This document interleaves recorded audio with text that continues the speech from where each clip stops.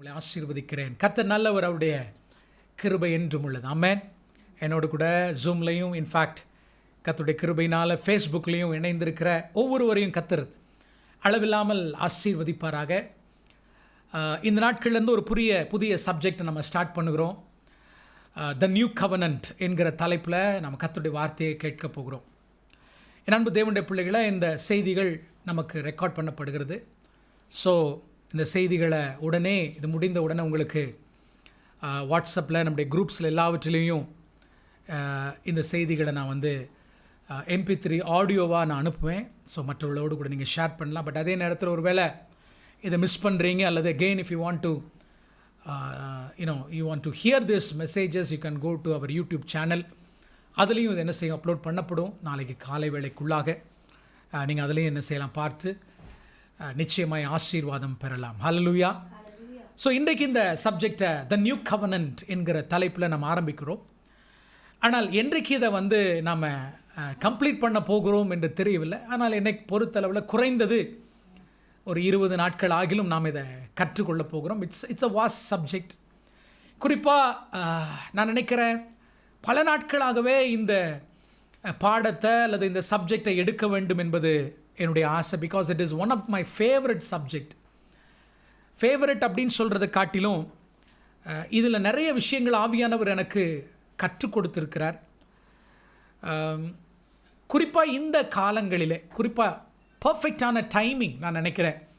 இந்த குறிப்பிட்ட நாட்களிலே இந்த நியூ கவனன்ட்டை குறித்து, புதிய உடன்படிக்கை குறித்து பேசுவது என்பது சால சிறந்தது என்று சொல்லி நான் இந்த நாளுக்காக நான் எதிர்பார்த்திருந்தேன். கர்த்தர் காரியங்களை வாக்கிய பண்ணினார்.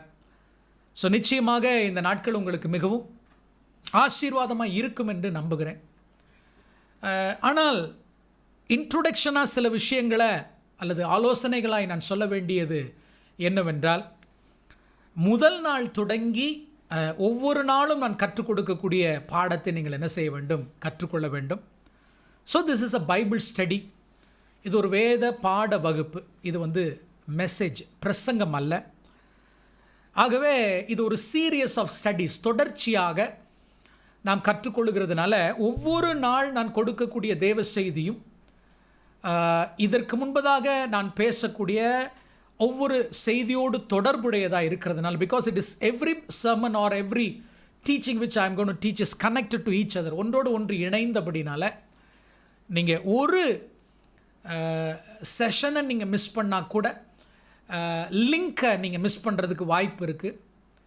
எதற்காக இதை நான் வலியுறுத்துகிறேன் என்று சொன்னால், ஒருவேளை இது சற்று கடினமான உபதேசம், சற்று ஆழமான இன் மீன்ஸ் அதாவது ரொம்ப தெளிவாக வேத வசனங்களை வேத புஸ்தகம் முழுவதிலும் இருந்து நம்ம ஆராய்ந்து பார்க்கிற அப்படின்னால சரியான முறையில் இதை வந்து நாம் தொடர்ச்சியாக கேட்காவிட்டால் மிஸ் அண்டர்ஸ்டாண்ட் பண்ணுவதற்கு, தவறாக புரிந்து கொள்வதற்கு வாய்ப்பு இருக்கிறது.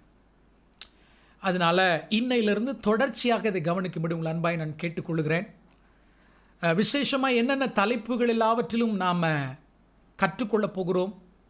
1-2 தலைப்புகளை மாத்திரம் சொல்கிறோம். ஒன்று, உடன்படிக்கைகள். we are going to talk about the covenants. இன்றைக்கி அதை நம்ம ஸ்டார்ட் பண்ண போகிறோம். ஸோ புதிய உடன்படிக்கை, the new covenant என்று நாம் கற்றுக்கொள்வதற்கு முன்பதாக basically we need to know about the covenants God made with his people. ஜனங்களோடு கூட அவர் செய்து கொண்ட உடன்படிக்கைகளை நம்ம பார்க்க போகிறோம்.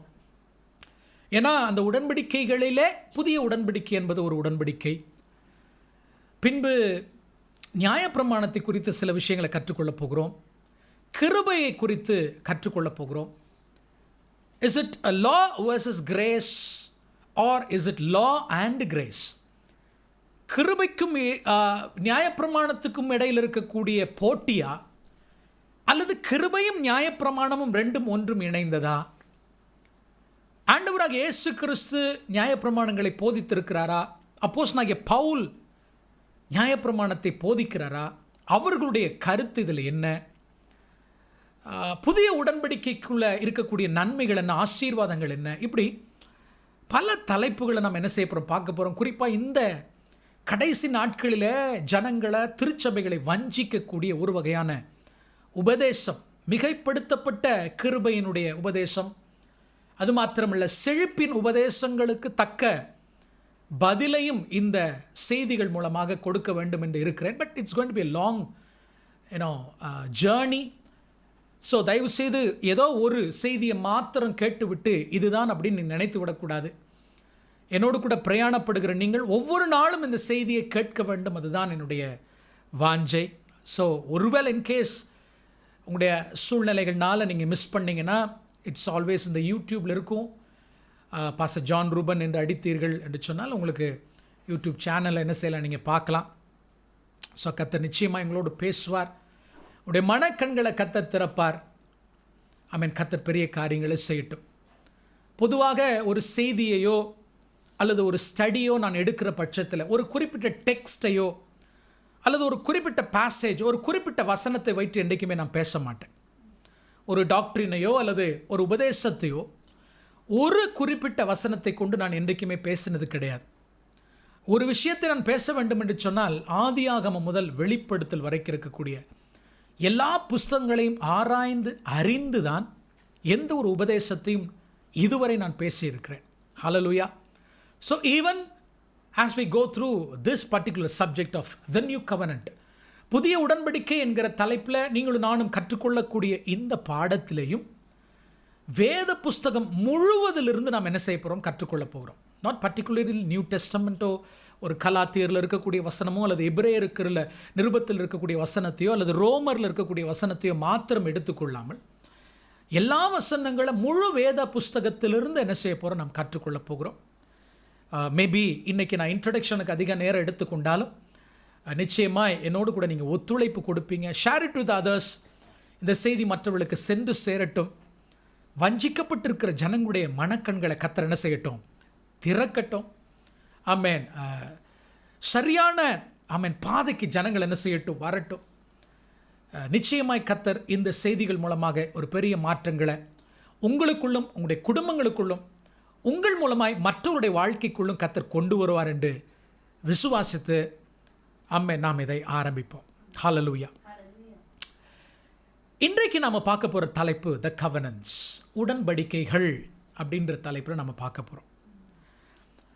என் அன்பு தேவனுடைய பிள்ளைகளே, the central theme of Bible is covenant. வேத புஸ்தகம் முழுவதும் ஆதியாகமம் முதல் வெளிப்படுத்தல் புஸ்தகம் வரைக்கும் உள்ள அத்தனை நிகழ்வுகள் எல்லாவற்றினுடைய மைய கருவே என்னதான், உடன்படிக்கை தான். The central theme of the Bible is covenant. Hallelujah. Covenant அல்லது உடன்படிக்கை என்கிற வார்த்தையை எபிரேய மொழியில் பரீத் என்று சொல்வார்கள். பரீத் என்று சொல்வார்கள். BERIT, பரீத் என்று சொல்வார்கள். இன்ஃபேக்ட் உங்களில் ஒரு சிலருக்கு தெரியும், எபிரேய மொழியில் எந்த ஒரு வார்த்தையும் அதற்கென்று ஒரு ரூட் வேர்டு ஒன்று இருக்கும். இன்னொரு வார்த்தையிலிருந்து தான் அது வந்திருக்கும். ஸோ பரீத் என்கிற அல்லது கவனன்ட் என்கிற இந்த எபிரேய வார்த்தை எந்த வேர்டுலேருந்து வந்ததுன்னா, பாரா என்கிற இன்னொரு வர்ப் ஒரு வார்த்தையிலிருந்து வந்தது. ஸோ கவனன்ட் அப்படின்றது ஒரு நவுன், பாரா என்பது ஒரு வேர்ப். ஸோ பாரா என்று சொன்னால் என்ன அர்த்தம்? பாரா என்கிற வேர்ட்லேருந்து தான் பரீத் என்கிற வேர்டு வருகிறது. பாரா, BARAH, பாராக் அல்ல, பாராக்னா பிளஸிங், இட்ஸ் பாரா, BARAH.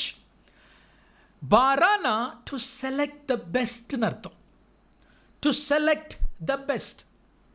1 சாமுவேல் புஸ்தகம் 17ஆம் அதிகாரம் 6ஆம் வசனத்தை எழுதி கொள்ளுங்கள். உங்களில் ஒருவனை தெரிந்து கொண்டு அப்படின்ற ஒரு பதத்தை நீங்கள் படிப்பீங்க. 1 சாமுவேல் புஸ்தகம் 17ஆம் அதிகாரம் 6ஆம் வசனத்தை நீங்கள் எழுதி கொள்ளுங்கள். உங்களில் ஒருவனை தெரிந்து கொண்டு, உங்களில் ஒருவனை தெரிந்து கொண்டு. To select someone among you, அல்லது சிறப்பான ஒன்றை தெரிந்து கொள்ளுவது என்கிற பொருள் பாரா என்கிற ஒரு பொருள். Hallelujah. To select the best. So covenant, உடன்படிக்கை என்று சொன்னால் தேவன் ஏதோ ஒன்றை, பெஸ்டான ஒன்றை செலக்ட் பண்ணுவதற்காக ஏற்படுத்தப்பட்டது என்பதை புரிந்து கொள்ள வேண்டும். So covenant is something which was initiated by God to select something best. ஏதோ ஒன்று சிறப்பான ஒன்றை கர்த்தர் தெரிந்து கொள்வதற்காக உடன்படிக்கை என்கிறத என்ன செய்தார்? ஏற்படுத்தினார். ஹல்லேலூயா. மறுபடியும் சொல்லுகிறேன், வேத புஸ்தகத்தை புரிந்து கொள்ள வேண்டும் என்றால் முதலில் நீங்கள் தெரிந்து கொள்ள வேண்டும், it is a book of covenant. It's a book of covenant. என்னுடைய வேத புத்தகத்தினுடைய முதல் பகுதியிலே அல்லது முதல் பேஜிலே நான் என்ன எழுதி வைத்திருக்கிறேன்? It's my wedding amen covenant book. இது என்னுடைய மணவாளனாகிய கிறிஸ்து எனக்காக கொடுத்த கெட்டுபா. தேவசத்த திருச்சபை விசுவாசிகளுக்கு கெட்டுபா அப்படின்னு என்னன்னு தெரியும்? ஒரு மணவாளன் மணவாட்டியை நிச்சயிக்கும் பொழுது நிச்சயத்தினுடைய நேரத்தில் மணவாட்டி கையில் மணவாளன் கொடுக்கிற ஒரு புத்தகம், தட்ஸ் கெட்டுபான்னு சொல்லுவாங்க. அதை குறித்து இன்றைக்கி பார்க்க நமக்கு நேரம் இல்லை. மேபி அநேகர் நம்மளோடு கூட புதிதாக பல தேசங்கள்லேருந்து இறஞ்சிருக்கிறாங்க. அவர்களுக்கு ஒரு வேளை கெட்டுபாவை பற்றி தெரிந்திருக்காது. ஒரு நாள் நிச்சயமாக கவனன்ட்டை பற்றி பேசும்போது நம்ம அதை பேசித்தான் ஆக வேண்டும். ஸோ பைபிள், இந்த வேத புஸ்தகம் என் தேவனாகிய கர்த்தர் எனக்கு கொடுத்திருக்கிற கெட்டுபா, it's a covenant book. It's a marriage book. Hallelujah. So நிச்சயமாய் நீங்களும் நானும் ஆண்டவராக இயேசு கிறிஸ்துவினுடைய மணவாட்டியாய் இருக்கிறோம் என்றால் நிச்சயமாக நம்புகிறேன், he selected the best. He selected the best. Hallelujah. Of course he selected the worst to be the best. Amen ஸ்தோத்திரம். நம்ம பெஸ்ட்டுன்னு சொல்ல முடியாது, நம்ம ஒன்றுக்கும் உதவாதவர்கள். அம்மேன். ஆனாலும் அம்மேன் தம்முடைய குமாரனுடைய ரத்தத்தினால் நம்மளை கழுவி நம்மளை பரிசுத்தமாக்கி ஒஸ்டாக இருந்த நம்மளை பெஸ்ட்டாக மாற்றி தம்முடைய மணவாட்டியாக என்ன செய்திருக்கிறார்? மாற்றியிருக்கிறார். ஆகவே வேத புஸ்தகமே ஒரு கவனன்டல் புக். அது உடன்படிக்கையின் புஸ்தகம் என்பதை மறந்து போகவே வேண்டாம். நீங்கள் பைபிளில் பார்த்தீங்கன்னா உடன்படிக்கை என்கிற வார்த்தை வெவ்வேறு காரணங்களுக்காக பயன்படுத்தப்பட்டிருக்கிறது. உதாரணத்திற்கு ஜோஷுவா 9ஆம் அதிகாரம், யோசுவாவின் புஸ்தகம் 9ஆம் அதிகாரம் 6ஆம் வசனத்தை நீங்கள் வாசிப்பீர்கள் என்றால், ஜோஷுவா சாப்டர் 9 verse 6 நீங்கள் வாசித்து பார்ப்பீர்கள் என்றால், இரு நாடுகளுக்கு இடையே ஆமென் செய்யப்படுகிற உடன்படிக்கை அல்லது 2 நேஷன்ஸ், 2 ஜாதிகளுக்கு இடையே செய்யப்படுகிற உடன்படிக்கை அப்படின்னு நீங்கள் என்ன செய்யலாம்? படிக்கலாம். So sometimes in Bible there been covenant been made between 2 nations. 1 Samuel 18:13 அல்ல 1 சாமுவேல் 18:3 நீங்கள் வாசித்து பார்ப்பீர்கள் என்றால், 2 நபர்களிடையே பிட்வீன் 2 ஃப்ரெண்ட்ஸ், 2 நபர்களுக்கிடையே நடக்கக்கூடிய அல்லது 2 இண்டிவிஜுவல் பர்சன்ஸ்க்கு இடையே நடக்கக்கூடிய ஆமென் உடன்படிக்கையை பற்றி நீங்கள் என்ன செய்யலாம்? பார்க்கலாம். ஹல்லேலூயா. மல்கியாவின் புஸ்தகம் 2ஆம் அதிகாரம் 14வது வசனத்தை நீங்கள் வாசித்து பாருங்கள். தேவன் இஸ்ரவேல் ஜனங்களோடு கூட செய்து கொண்ட திருமண உடன்படிக்கையை பற்றி நீங்கள் படிக்க முடியும். It's a marriage covenant. Marriage covenant, திருமணம் என்கிற உடன்படிக்கையை பற்றி நீங்கள் ஆமென் மல்கியா 2:14 நீங்கள் படிக்கலாம். ஆப்வியஸ்லி நம்ம எல்லாருக்குமே தெரிந்திருக்கிறது போல அடுத்தது முக்கியமான ஒரு விஷயம், வானத்தையும் பூமியும் அண்டசராசரங்களையும் படைத்த நம்முடைய சர்வ வல்லமுள்ள தேவனாகிய கர்த்தர் நம்மோடு கூட செய்து கொண்ட உடன்படிக்கையை நீங்கள் வேதத்தில் நிறைய இடங்களில் பார்க்கலாம். குறிப்பாய் ஆதியாகமம் 15ஆம் அதிகாரத்தை நீங்கள் எடுத்து வாசித்து பார்ப்பீர்கள் என்றால், நம்முடைய முற்பிதாவாகிய ஆபிரகாமோடு கூட தேவன் செய்து கொண்ட உடன்படிக்கை. Hallelujah. So God he makes covenant with the people. So பைபிளை படிச்சிங்கன்னு சொன்னால் உடன்படிக்கை என்பது ஆமென் 2 தேசங்களுக்கு இடையில், 2 தனிப்பட்ட நபர்களுக்கு இடையில், கணவன் மனைவி என்கிற திருமண ஆமென் உடன்படிக்கையில் அல்ல, குறிப்பாய் தேவன் மனிதனோடு கூட செய்து கொள்ளுகிற உடன்படிக்கை என்று பலவிதமான உடன்படிக்கையிலே நீங்கள் பைபிள் என்ன செய்யலாம்? படிக்கலாம். நான் ஏற்கனவே சொன்னது போல வேத புஸ்தகமே உடன்படிக்கையின் புஸ்தகமாக இருக்கிறதுனால பேசிக்கலி ரட்சிப்பினால இயேசு கிறிஸ்துவோடு கூட உடன்படிக்கை செய்து கொள்ளப்பட்டிருக்கிறோம் என்பது நமக்கு நன்றாக தெரியுமே ஒழிய உடன்படிக்கைனா என்னன்னு நமக்கு என்ன செய்யறதில்ல தெரியல. ஸோ இன்றைக்கி அதை பற்றி மாத்திரம் தான் பார்க்க வரோம். Today we're going to learn what really covenant is. உடன்படிக்கைனா என்னன்னு நம்ம பார்க்க போகிறோம். ஏன்னா நம்ம கலாச்சாரத்தில் கவனன்ட் அல்லது உடன்படிக்கை என்கிற வார்த்தை பொதுவாய் பயன்படுத்துகிற வார்த்தை அல்ல, அல்லவே அல்ல. ஒப்பந்தம், கான்ட்ராக்ட், அக்ரிமெண்ட் போன்ற வார்த்தைகளை நம்ம என்ன செஞ்சுருப்போம்? நிறைய யூஸ் பண்ணுறோம் நம்ம லைஃப்பில். பட் கவனன்ட் அப்படின்ற வார்த்தை நம்முடைய கலாச்சாரத்தில் இல்லை. அதனால அதை குறித்து அதிகமாக யோசித்ததும் இல்லை, உடன்படிக்கை குறித்து அதிகமாக நாம் தியானித்ததும் இல்லை. மேபி மேலோட்டமாய் சில விஷயங்களை நான் நீங்கள் உங்களுக்கு கற்றுக் கொடுக்க விரும்புகிறேன். என் அன்பு தேவனுடைய பிள்ளைகளை, நிச்சயமாய் இதை குறித்து உங்களுக்கு ஒரு தெளிவு வேண்டும். அதனால் கவனமாக இதை கவனிக்கும்படி உங்களை தாழ்மையோடு கூட நான் கேட்டுக்கொள்கிறேன். ஹல்லேலூயா. நல்லா புரிஞ்சுக்கோங்க. முதல்ல the structure of the Bible is organized around a series of divine covenants. நம்ம பைபிளோட ஸ்ட்ரக்சரே, கர்த்தர் நமக்கு கொடுத்திருக்கிற கெத்துபா அவருடைய வார்த்தையினுடைய ஸ்ட்ரக்சரே பார்த்தீங்கன்னா, அல்லது வேத புஸ்தகத்தினுடைய அமைப்பே தேவன் மனிதனோடு கூட செய்து கொண்ட உடன்படிக்கைகளுடைய வரிசை அல்லது வரிசைப்படுத்தப்பட்ட தேவனுடைய உடன்படிக்கை தான். ஆதியாகமம் முதல் வெளிப்படுத்தல் வரைக்கும் எது தெரியுமா? தேவன் மனிதனோடு கூட செய்து கொண்ட உடன்படிக்கையினுடைய ஸ்ட்ரக்சர் தான், வரிசைப்படுத்தப்பட்ட ஒரு ஸ்ட்ரக்சர். ஹல்லேலூயா. அப்படின்னா என்னென்ன உடன்படிக்கையெல்லாம் தேவன் மனிதனோடு கூட செய்திருக்கிறார் என்பதை எல்லாத்தையும் நம்ம என்ன செய்யணும்? கண்டிப்பாக படித்தாதான் புதிய உடன்படிக்கைனா என்ன நமக்கு என்ன செய்யும்? புரியும். நம்ம எல்லாரும் ஒரு விஷயத்தில் தெளிவாக இருக்கிறோம். புதிய உடன்படிக்கை இயேசு கிறிஸ்து காட்டி கொடுக்கப்பட்ட அன்று ராத்திரியில் அவர் என்ன செஞ்சார்? இரத்தத்தை எடுத்து அதை என்ன செய்கிறார்? கொடுத்து அவர் என்ன சொன்னார்? இது என்னுடைய புதிய உடன்படிக்கையின் ரத்தம் எடுத்து, அங்கே தான் அந்த புதிய உடன்படிக்கை அவர் இன்ஸ்டிடியூட் பண்ணுறார். ஸோ நம்ம எல்லாருக்கும் ஒரு விஷயம் நன்றாக தெரியும். புதிய உடன்படிக்கை என்றால் இயேசு கிறிஸ்து சிலுவையில் எனக்காக சிந்தின இரத்தத்தினால என்னை ரட்சித்து அவரோடு கூட என்ன செய்தார்? என்னை சேர்த்து கொண்டார். அவரோடு கூட என்னை உடன்படிக்கையில் என்ன செய்தார்? இணைத்து கொண்டார். So I am in a new covenant, I am under the new covenant அப்படின்றத நம்ம அறிந்திருக்கிறோம். ஆனால் உண்மை என்னன்னா, ஆதியாகமம் 3ஆம் அதிகாரம் 15ஆம் வசனத்திலிருந்தே ஒரு சீரியஸ் ஆஃப் டிவைன் கவனன்ஸை ஆண்டவர் செய்து கொண்டே என்ன செய்திருக்கிறாரு? வந்திருக்கிறார். ஹல்லேலூயா. மறுபடியும் சொல்லுகிறேன், ஆதியாகமம் 3:15 ஆரம்பித்தே புதிய உடன்படிக்கையை நோக்கி நம்மை நகர்த்தி செல்வதற்காக ஒவ்வொரு உடன்படிக்கையாக ஆண்டவர் என்ன செய்திருக்கிறார்? அழகாக ஸ்ட்ரக்சரைஸ் பண்ணி அதை ஃபார்ம் பண்ணி என்ன செய்திருக்கிறார்? புதிய உடன்படிக்கைக்கு நேராக மனிதர் என்ன செய்திருக்கிறார்? கொண்டு வந்திருக்கிறார். ஸ்டெப் பை ஸ்டெப்பாக ஆண்டவர் படிப்படியாக புதிய உடன்படிக்கைக்கு நம்ம கொண்டு வந்திருக்கிறார். ஆகவே தேவன் எடுத்த முயற்சி சாதாரணமான முயற்சி அல்ல. தன்னுடைய ஒரே பேரான குமாரனாக இயேசு கிறிஸ்துவை நமக்காக 2000 ஆண்டுகளுக்கு முன்பதாக இந்த பூமிக்கு அனுப்பி அவருடைய இரத்தத்தினால உங்களோடு கூட அவர் செய்து கொண்ட உடன்படிக்கைக்கு பின்பதாக பிதாவாகிய தேவன் போட்ட டிவைன் பிளான் இருக்கு பாருங்க. டிவைன் திட்டம் என்பது நாம நினைக்கிற மாதிரி சாதாரணமான திட்டம் அல்ல. The whole Bible. So if you have to understand the covenant that God made with you in the Calvary, Kalvari சிலுவையில் இயேசு கிறிஸ்து உங்களோடு கூட செய்து கொண்ட உடன்படிக்கையை சரிவர நாம் புரிந்து கொள்ள வேண்டும் என்றால் எங்கிருந்து வரணும்? அதனுடைய ஆரம்பத்திலிருந்து என்ன செய்ய வேண்டும்? வர வேண்டும். ஹல்லேலூயா. ஏன்னா எல்லா உடன்படிக்கைகள், the covenants, இதுதான் இன்னைக்கு டைட்டில் இல்லையா? covenants, உடன்படிக்கைகள், right? உடன்படிக்கைகள் அப்படின்றதுல புதிய உடன்படிக்கை என்பது ஒரு உடன்படிக்கை. That's the final covenant that God mat.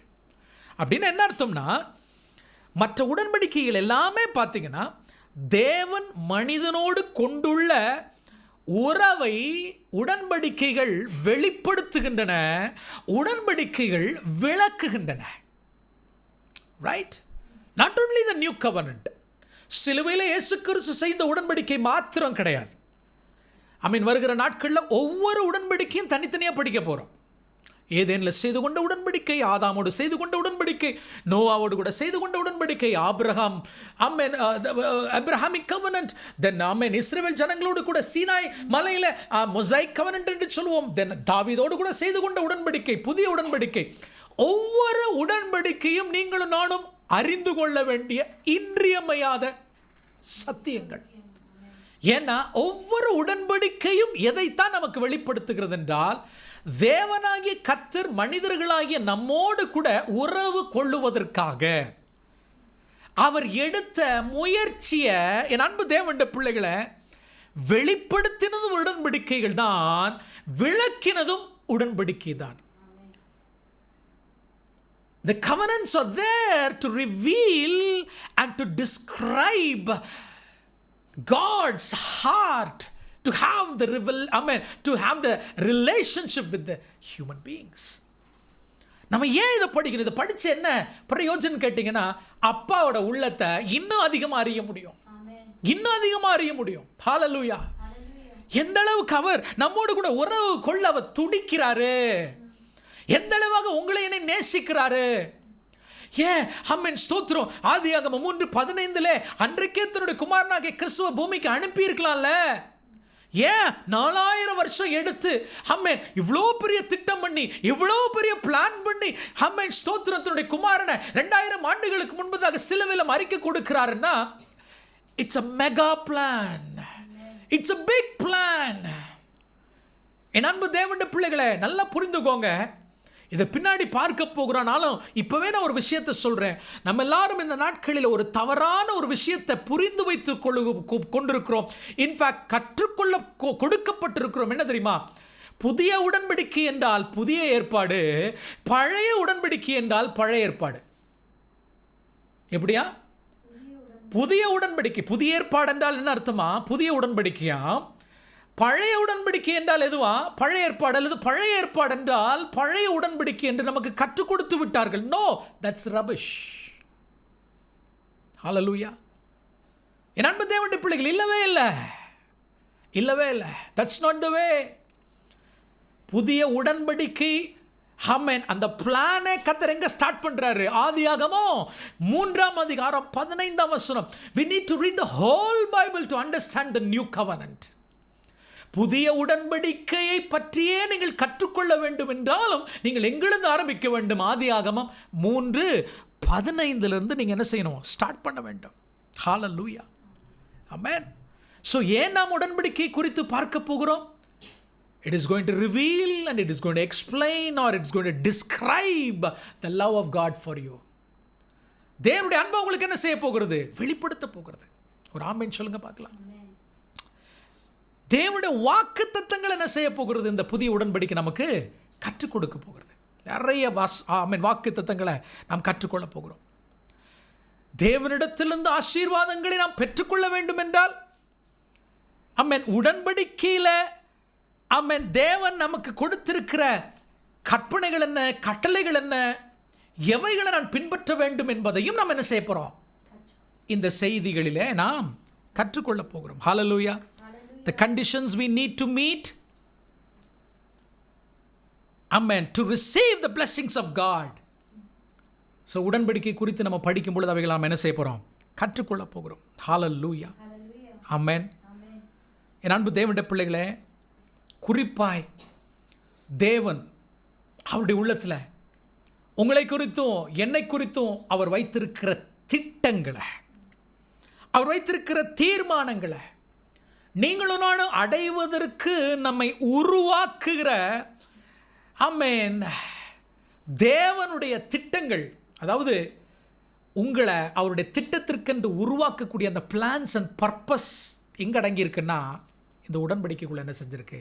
அடங்கியிருக்கு. In fact they are foundations. The covenant are the foundations. உடன்படிக்கைகள் எல்லாம் என்னவா இருக்க போகுது? அஸ்திபாரங்களாக இருக்க போகிறது. எதற்கு? தேவனுடைய ஜனங்களாகிய உங்களையும் என்னையும் தேவனுடைய திட்டத்துக்கு நேராய் உருவாக்குகிறதுக்கு. பல விஷயங்கள் உடன்படிக்கை அப்படின்ற இந்த செய்திக்குள்ள சப்ஜெக்டுக்குள்ள அடங்கி இருக்கிறது. நாம் கற்றுக்கொள்ள போகிறோம். ஒரு ஆமேன் சொல்லுங்க பார்க்கலாம். ஹல்லேலூயா. குறிப்பாய் நல்லா கவனிங்க. தன்னுடைய குமாரனாகிய இயேசு கிறிஸ்துவின் குணாதிசயங்களை, மறுபடியும் சொல்லுகிற, பிதாவாகிய தேவன் தன்னுடைய குமாரனாகிய இயேசு கிறிஸ்துக்குள்ளே இருக்கக்கூடிய அவருடைய குணாதிசயங்களை அவருடைய குடும்பத்தில் இணைக்கப்பட்ட அவருடைய குமாரர்களும் அவருடைய குமாரத்திகளுமாகிய நம்ம அம்மன் ஸ்தோத்திரம் அந்த குணாதிசயங்களை நமக்குள்ள உருவாக்குவதே உடன்படிக்கையினுடைய மேலான நோக்கம். இதுதான் மெயின் பர்பஸ். அது நியூ கவனண்ட்டாக இருக்கட்டும், அல்லது ஏப்ரஹாமிக் கவனண்ட்டாக இருக்கட்டும், அது நோயாய் கவனண்ட்டாக இருக்கட்டும், அல்லது what ever it might be, நம்ம பார்க்க போகிற எல்லா உடன்படிக்கையினுடைய தீமை. ஸோ பைபிளுடைய மொத்த தீம் என்னன்னு சொன்ன உடன்படிக்கை என்று சொன்னேன். உடன்படிக்கையினுடைய முக்கிய மேலான அம்சம் என்ன தெரியுமா? அதில் ஆண்டவருடைய ஸ்பெசிஃபிக்கான கோல் எது தெரியுமா? To develop the same riches character that was evident in Jesus Christ when he was with the mankind as a human being. 2000 ஆண்டுகளுக்கு முன்பதாக என் ஆண்டவராக இயேசு கிறிஸ்து இந்த பூமியில் இருந்த பொழுது அவருக்குள் இருக்கிற குணாதிசயங்களை உங்களுக்குள்ள உருவாக்க வேண்டும் என்பதுதான் எல்லா உடன்படிக்கையினுடைய மொத்த அம்சமே என்பதை நீங்க புரிந்து கொள்ள வேண்டும். ஒரு ஆமென் சொல்லுங்க பார்க்கலாம். ஹalleluya. கவனிங்க, இதெல்லாம் இருக்குது உடன்படிக்கைக்குள்ள, இதெல்லாம் இருக்குது. மறுபடியும் சொல்லுகிறேன், ஆண்டவர் என்னோடு கூட உடன்படி செய்திருக்கிறார், அதனால் என்னை பெரிய கோடீஸ்வரனாக்க போகிறேன், நான் பெரிய பணக்காரனாக போகிறேன், இதெல்லாம் அதுக்கப்புறங்க. அதல்ல the central theme of the covenants. உடன்படிக்கையினுடைய கோலை என்ன தெரியுமா? அவருடைய குமாரனுடைய குணாதிசயம் உங்களுக்குள்ள என்ன செய்யணும்? உருவாகணும். அதுதான் அவருடைய கோல். ஹalleluya. கவனிங்க, அப்போது கிறிஸ்துவனுடைய கேரக்டர் உங்களுக்குள்ள உருவாகணும்னா, கிறிஸ்துவனுடைய குணாதிசயம் உங்களுக்குள்ள உருவாகணும்னா, it can happen only through interactive process. உங்களுக்கும் தேவனுக்கும் இடையில தனிப்பட்ட விதத்தில் இருக்கக்கூடிய உறவு, அந்த ப்ராசஸில் தான் கிறிஸ்துவனுடைய குணம் உங்களுக்குள்ள என்ன செய்ய முடியும்? உருவாக முடியும். ஹalleluya. இப்போ நான் பேசுகிறேன், பலர் குடும்பமாக உட்காந்து இதை கேட்டுக்கிட்டு இருக்கீங்க, பார்த்துக்கிட்டு இருக்கீங்க, அல்லது பின்னாடி நீங்கள் பார்க்க போகிறீங்க. இந்த செய்தியை கேட்டுக்கிட்டு இருக்கிறதுனால உங்களுக்குள்ள குணம் என்ன செஞ்சிடாது? உருவாயிடாது. ஹalleluya. இந்த செய்தியினுடைய வேலை என்னென்னா, இயேசுக்கு சண்டையில் உங்களை என்ன செய்து கொண்டு போகுது.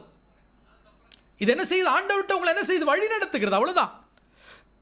எப்படி இயேசுவை போல மாற வேண்டும் என்பதை உங்களுக்கு என்ன செய்யுது? இந்த செய்தி உங்களுக்கு காண்பித்து கொடுக்கிறது. பட் எப்பொழுது நீங்கள் இயேசுவை போல மாற முடியும்? I mean, only when you have a personal, process with Jesus Christ.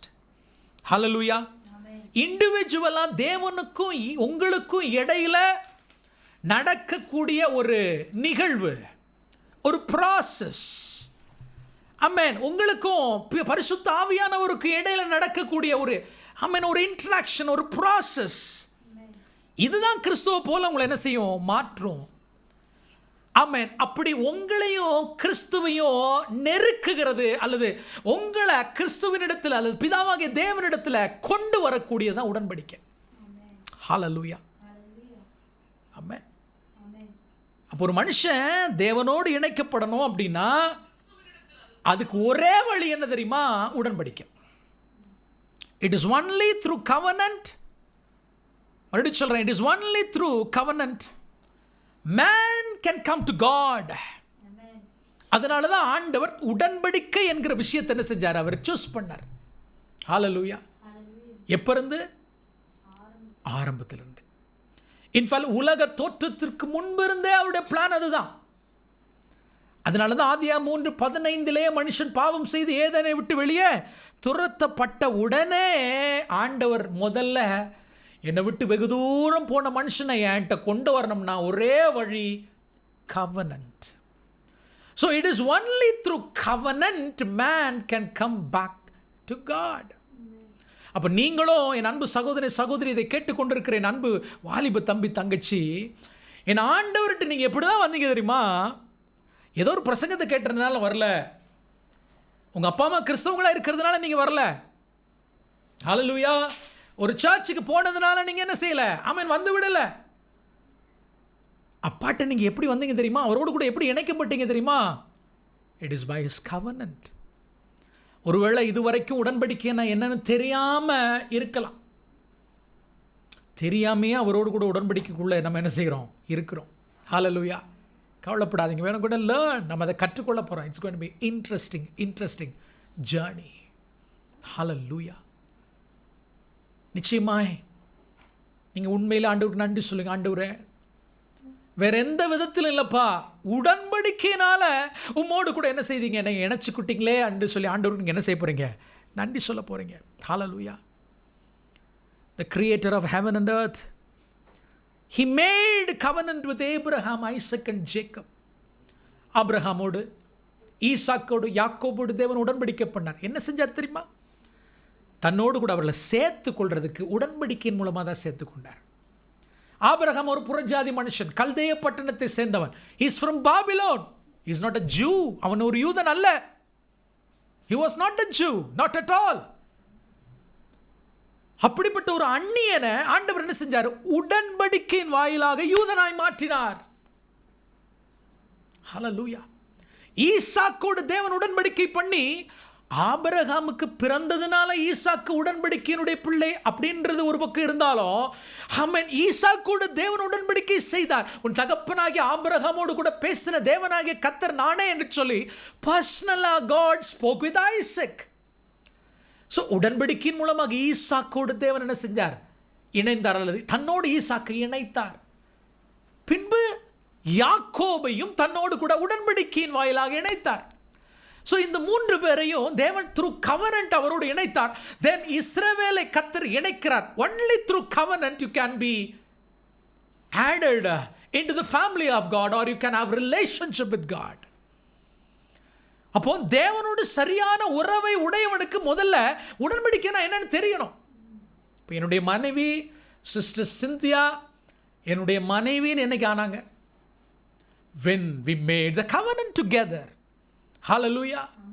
அங்கே 2 பேரும் தேவனுடைய சந்நிதியில் நின்று எங்களுடைய வாயை திறந்து உடன்படிக்கையின் உறுதியை என்ன செஞ்சாங்க? நாங்கள் சொன்ன பொழுது ஆமென், அவள் என்னோடு கூட என்ன செய்யப்பட்டா? இணைக்கப்பட்டா. she was connected with me as my wife through covenant. உடன்படிக்கையின் மூலமாகத்தான் நாங்கள் 2 பேரும் என்ன செஞ்சோம்? இணைந்தோம். ஹல்லேலூயா. so marriage is a very good illustration. தேவன் எப்படி நம்மை அவரோடு கூட இணைக்கிறார் என்பதற்கு மிக சிறந்த உதாரணம் உடன்படிக்கை. ஆமென், திருமணம். அதனால தான் எபேசியர் கடந்த பைபிள் ஸ்டடியில் எபேசியருக்கு எழுதின நிருபம் 5ஆம் அதிகாரத்தில் அதை என்ன செய்தோம்? தியானித்தோம் இல்லையா? கிறிஸ்து சபையை நேசிக்கிறது போல, போஷித்து காப்பாற்றுகிறது போல புருஷனும் மனைவி என்ன செய்ய வேண்டும்? நேசித்து போஷித்து காப்பாற்ற வேண்டும். ஏன்னா உடன்படிக்கை என்று வரும்பொழுது என்ன செய்ய? 2 பேர் இணைக்கப்படுறாங்க. ஹல்லேலூயா. ஆமென். ஆண்டவர் எவ்வளவு நல்லவர். வானத்தையும் பூமியும் அண்ட சராசரங்களையும் படைத்த சர்வ வல்லமுள்ள தேவன், ஆமென், உங்களை தன்னோடு இணைக்கணுன்றதுக்காக அவரே ஒரு உடன்படிக்கைன்ற ஒரு இனிஷியேட்டிவ் எடுக்கிறார்னா அவர் எவ்வளவு பெரியவராக இருக்கணும். ஹல்லேலூயா. எந்த மத சடங்கோ சம்பிரதாயமோ கடவுளோடு நம்மளை இணைக்காதுங்க. ஹல்லேலூயா. he has to take initiative. அவர் உங்களை தன்னோட என்ன செய்யணும்? இணைக்கணும். எத்தனை பேர் ஆமென் என்று சொல்றீங்க? இணைஞ்சிருக்கீங்களா? ஆண்டவர் பாருங்க, வானத்தையும் பூமி படைத்த சர்வ வல்லமுள்ள தேவன், கேருபீன்கள் சேராபீன்கள் லட்சக்கணக்கான தூதர்கள் கூட்டம் அவரை பரிசுத்தர் பரிசுத்தர் என்று ஓயாமல் துதிப்பாடி கொண்டிருக்கும் பொழுதும் கர்த்தர் அவர் தன்னுடைய சாயல மனுஷனை படைக்கணும்னு என்ன செஞ்சார்? ஆசைப்பட்டார். you know why God wanted to create human beings? பிதாவாகி தேவனுக்கு ஒரே ஒரு குமாரன். ஹல்லேலூயா. அவர் பேர் என்ன? யெஷுவா, யெகோஷுவா, நம்முடைய ஆண்டவராகிய இயேசு கிறிஸ்து. ஆனால் பிதாவாகிய தேவன் he wanted a big family. அவருக்கு பெரிய குடும்பம் வேணும்னு தேவைப்பட்டுச்சு. ஹல்லேலூயா. he wanted a big family. பெரிய குடும்பம் வேணும்னா என்ன செஞ்சார் தெரியுமா? தன்னுடைய குமாரனுடைய சாயல்ல உங்களை என்ன செஞ்சார்? படைச்சார், சிருஷ்டித்தார். now he has a big family. big family. ஹல்லேலூயா. ஆனால் ஆதாம் ஏவாள் என்ன செஞ்சாங்க? பாவம் செஞ்சாங்க, அவரை விட்டு தூரம் போனாங்க. ஸோ தூரம் போன அவர்களை திரும்பவும் தன்னுடைய குடும்பத்திற்குள்ள இணைப்பதற்காக ஆண்டவர் போட்ட பிளான் தான் என்னது? கவனன்ட், உடன்படிக்கை. அப்போ உடன்படிக்கையை புரிந்து கொள்ளலைன்னா என் அன்பு தேவனுடைய பிள்ளைகளை ரட்சிப்பை புரிஞ்சு கொள்ளவே முடியாது. That's so important. This is a basic teaching that every Christian should know, to know about the covenant. ஒரு ஆமென் சொல்லுங்க பார்க்கலாம். ஹல்லேலூயா. புரியுதா? only through covenant, உடன்படிக்கையின் வாயிலாக நாம தேவனுடைய குடும்பத்தோட என்ன செய்றோம்? இணைக்கப்பட்டிருக்கிறோம். covenant. ஹல்லேலூயா. நல்லா புரிஞ்சுக்கோங்க. நம்ம கவனன்ட்டை குறித்து மேலோட்டமான சில விஷயங்களை நம்ம பார்த்து கொண்டிருக்கிறோம். உடன்படிக்கைனா என்னன்னு நம்ம பார்த்துட்டு இருக்கோம். ஏன் அதை குறித்து நம்ம படிக்கணும் அப்படின்றத நம்ம பார்த்து கொண்டிருக்கிறோம். இந்த covenantal relationship with God, தேவனோடு நமக்கு இருக்கக்கூடிய இந்த உடன்படிக்கை அல்லது தேவன் நம்மோடு கூட செய்து கொண்ட உடன்படிக்கை என்பது it is not in our terms and conditions. நம்முடைய விதிமுறைகள், நம்முடைய நிபந்தனைக்கு உட்பட்டு இந்த உடன்படிக்கை தேவன் நம்மோடு கூட பண்ணல. தேவனுடைய நிபந்தனைகள், தேவனுடைய விதிமுறைகளுக்கு உட்பட்டு இந்த உடன்படிக்கை என்ன செய்யுது? ஆமென், இருக்கிறத நம்ம புரிந்து கொள்ள வேண்டும். ஹல்லேலூயா.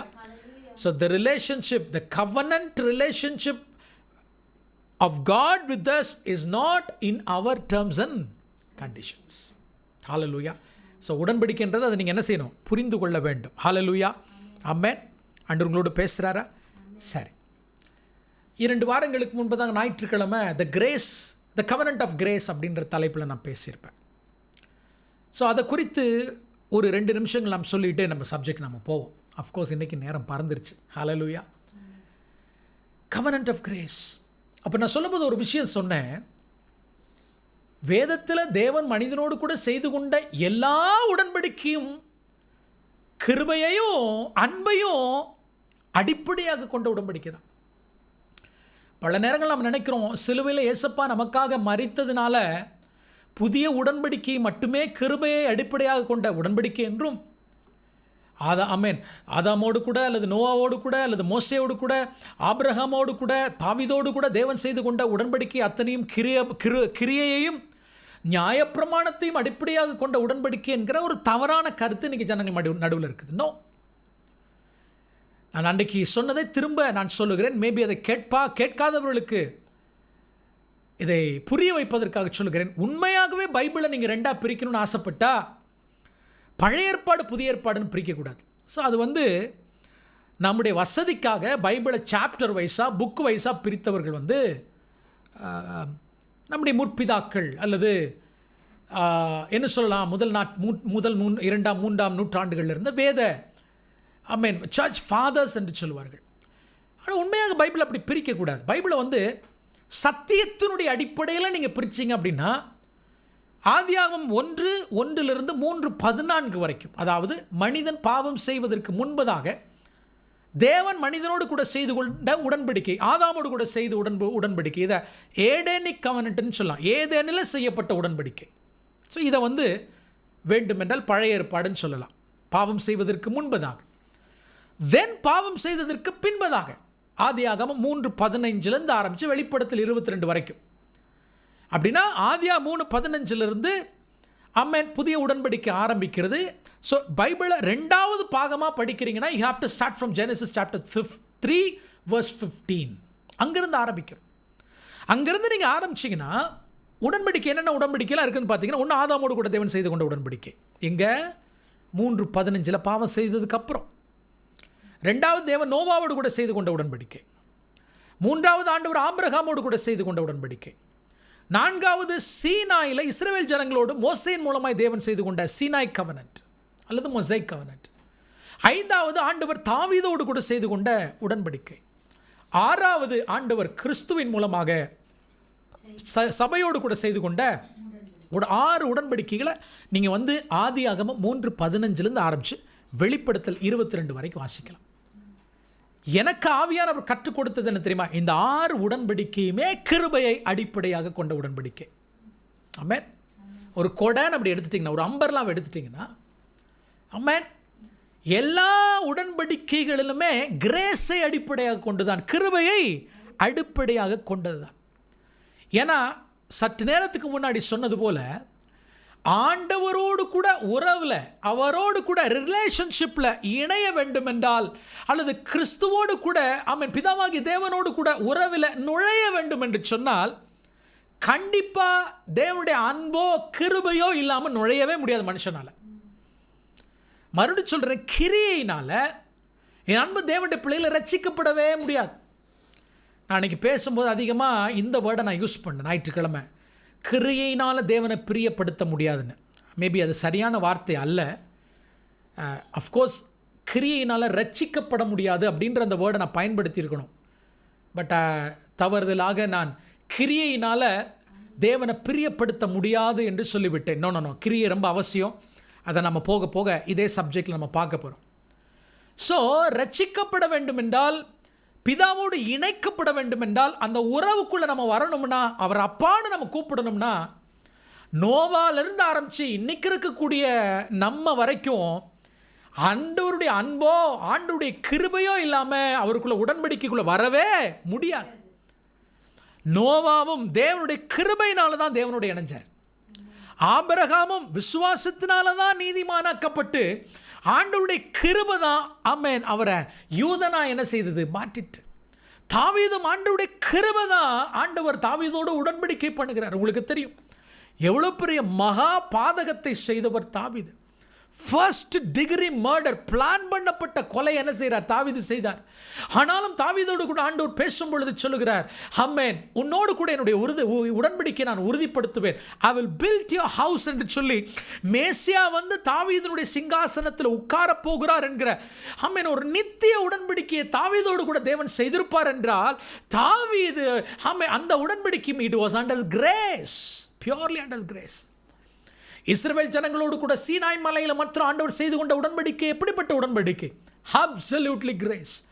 பாவத்தினுடைய அடிமைத்தனத்தில் இருந்த அந்த ஜனங்களை, எகிப்தில் பார்வோனுடைய அடிமைத்தனத்தில் இருந்த ஜனங்களை பலத்த கரத்தினாலும் ஓங்கிய புயத்தினாலும் அவர்களை மீட்டு எடுத்து வந்து ஆமென் பாலும் தேனும் ஓடுகிற கானான் தேசத்துக்கு அவர்களை அழைத்து செல்லும் முன்பதாக ஆமென் சீனாய் வனாந்தரத்தில் அவர்களோடு கூட தேவன் செய்து கொண்ட உடன்படிக்கை என்ன உடன்படிக்கை? It's purely by grace. நல்லா தெளிவாக புரிஞ்சுக்கோங்க. புதிய உடன்படிக்கை மாத்திரமல்ல, தேவன் ஏதேனுக்கு வெளியில் ஆதாமோடு கூட செய்து கொண்ட உடன்படிக்கையிலிருந்து ஆரம்பித்து சிலுவையில் இயேசு கிறிஸ்துவின் மூலமாய் நம்மோடு கூட செய்து கொண்ட அத்தனை உடன்படிக்கையையும் it is done only by grace, grace and grace alone. கிருபை கிருபை கிருபை மட்டும்தான்.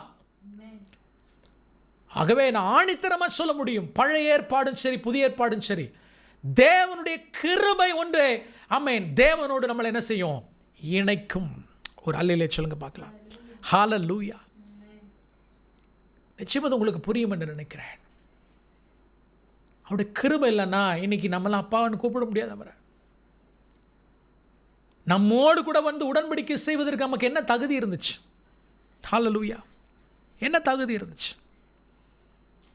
ஒரு தகுதியும் இல்லை. But God made covenant with you and me. ஆண்டவர் உங்களோடு கூட என்னோடு கூட உடன்படிக்கை செய்தார். தன்னுடைய சுய ரத்தத்தினால் உங்களோடு கூட என்ன செய்தார், உடன்படிக்கை செய்தார். ஒரே ஒரு வசனத்தை வாசித்து நம்ம முடிக்க போகிறோம். சங்கீதங்களின் புத்தகம் 25ஆம் அதிகாரம் 10ஆம் வசனத்தை வாசிக்கிறேன். Psalms chapter 25 verse 10. கர்த்தருடைய உடன்படிக்கையையும் அவருடைய சாட்சிகளையும் கைக்கொள்ளுகிறவர்களுக்கு அவருடைய பாதைகள் எல்லாம் கிருபையும் சத்தியமுமானவைகள். கர்த்தருடைய உடன்படிக்கையையும் அவருடைய சாட்சிகளையும் கைக்கொள்ளுகிறவர்கள். அவருடைய உடன்படிக்கையையும் கைக்கொள்ளணுமா? அவருடைய உடன்படிக்கை என்னன்னு தெரிஞ்சால் தான் நம்ம கைக்கொள்ள முடியும். அவருடைய சாட்சிகள்னு பைபிள் சொல்லுதே, அவருடைய சாட்சிகள்னா என்ன நமக்கு தெரிஞ்சால் தானே கைக்கொள்ள முடியும். ஹல்லேலூயா. அவருடைய பாதைகள் எல்லாம் கிருபையும் கை கொள்ளுகிறவர்களுக்கு அவருடைய பாதைகள் எல்லாம் கிருபையும் சத்தியமுமானவைகள் பைபிள் சொல்லுது. கிருபையையும் சத்தியத்தையும் பிரிக்கவே முடியாதுமா. ஒருவேளை இன்னைக்கு அநேகருடைய கூற்றின்படி கிருபை என்பது புதிய ஏற்பாடுனே வச்சுக்கிடுவோம், சத்தியம் நம்ம பழைய ஏற்பாடு, ரெண்டையும் பிரிக்கவே முடியாது. You can never separate. அப்போ கிருபையும் சத்தியமும் நம்முடைய பாதைகளாய் மாற வேண்டும் என்றால் உடன்படிக்கையை கைக்கொள்ளணும். உடன்படிக்கைன்னு என்னென்னு தெரியணும்னா வேதத்தில் இருக்கிற எல்லா உடன்படிக்கையும் நம்ம என்ன செய்யணும், கற்றுக்கொள்ளணும். நிச்சயமாக கர்த்தர் உங்களோடு கூட பேசியிருப்பார் என்று நம்புகிறேன். ஆண்டவர் பேசினார்னா அம்மேன் ஸ்தோத்திரம், அதை எங்களுக்கு தெரியப்படுத்துங்க, அதை எங்களை உற்சாகப்படுத்துங்க. ஏன்னா இன்றைக்கி தான் ஃபர்ஸ்ட்டாக நம்ம இதை ஸ்டார்ட் பண்ணுறோம். So I need your encouragements. So நிச்சயமாக இந்த பிரயாணம் மிகவும் ஆசீர்வாதமாக இருக்க போகிறது.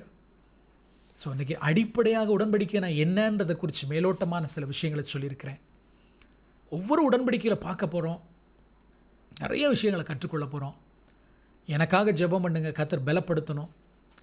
ஆமென் ஸ்தோத்திரம். கர்த்தர் கற்றுக் கொடுக்கணும், கல்விமானின் நாவை தரணும். அவரோடு கூட உடன்படிக்கைக்குள்ள இணைந்திருக்கிறவங்க ஒவ்வொருவரையும் கர்த்தர் அளவில்லாமல் ஆசீர்வதிப்பார். ஜெபிப்போமா. எங்களை மிகவும் அதிகமாக நேசிக்கிற எங்கள் அன்பின் பரலோக தகப்பனே, அருமையான நல்ல மாலை பொழுதுக்காக உமக்கு நன்றி. Thank you Lord for making covenant with us. எந்த விதத்திலும் நாங்கள் தகுதியற்றவர்கள் ஆண்டவரே. ஆபிரகாமோடு கூட செய்து கொண்ட உடன்படிக்கை செய்து கொண்ட அந்த சர்வ வல்லமுள்ள தேவன், தாவீதோடு கூட உடன்படிக்கை செய்து கொண்ட அந்த சர்வ வல்லமுள்ள தேவன், ஏன் கூட நீங்கள் உடன்படிக்கை செஞ்சுருக்கீங்களே. நான் எவ்வளோ பாக்கியவான். நாங்கள் எவ்வளவு பாக்கியவான்களும் பாக்கியவதிகளாக இருக்கிறோம். ஒருவேளை இன்றைக்கி வரைக்கும் இந்த உடன்படிக்கைகளை குறித்த தெளிவில்லாமல் இருந்திருப்பாங்கன்னா, இன்னையிலேருந்து நாங்கள் கற்றுக்கொள்ளுகிற பாடம் அந்த பிள்ளையோட கண்களை திறந்துள்ளட்டும். இன்னும் உண்மை அறியணும், உண்மை இன்னும் கிட்டி சேரணும். அதற்கு இந்த ஸ்டடி எங்களுக்கு உதவியாக இருக்கட்டும். எங்களோட ஃபேஸ்புக்லேயும் ஜூம்லேயும் தொடர்ந்து இதை யூடியூப்லேயும் கேட்க போகிற நம்முடைய பிள்ளைகள் அளவில்லாமல் நீங்கள் ப்ளஸ் பண்ணுவீராக. ஆசீர்வதியும். மகிமை உமக்கே நாங்கள் செலுத்துகிறோம். இயேசுவின் நாமத்தில் பிதாவே. ஆமென், ஆமென். ஷலோம்.